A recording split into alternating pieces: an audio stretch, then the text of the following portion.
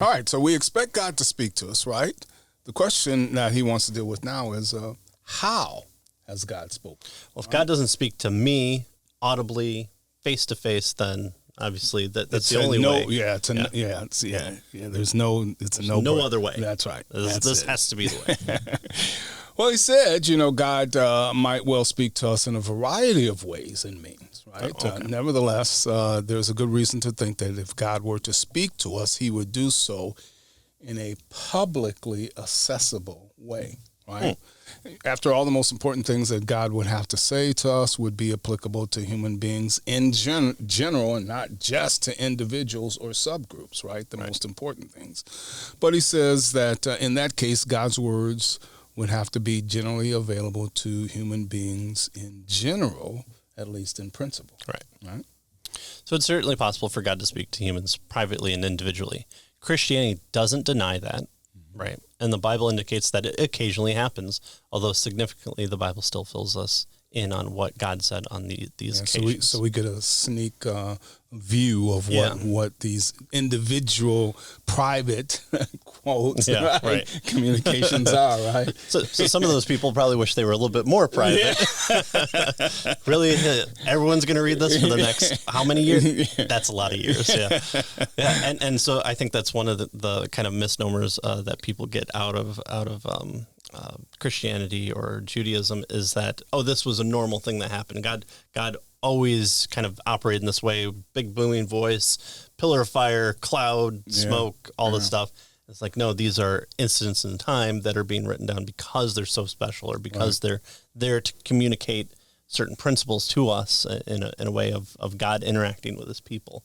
And so it's not... the Bible's not strictly that because it also involves relationships among people, but it usually has a relationship. So I shouldn't expect a pillar of fire to appear so that I know which way to go when I'm driving. That's just one of the reasons. Okay. Yeah, you could. I mean, God could GPS us all, I guess, but it seems like there's it would lose its speciality there. Maybe, yeah. So. The thing is, though, if God were to speak only privately and individually, there would be no public, objective way to resolve disagreements about what God has said. Right. It would always be one person's word against another. Right. Again, unless you want God to change kind of our entire makeup and make us kind of more robotic way of forcing us to believe this, then. It removes that relationship learning aspect, the sanctification process that God has determined that he wants from his people. Right.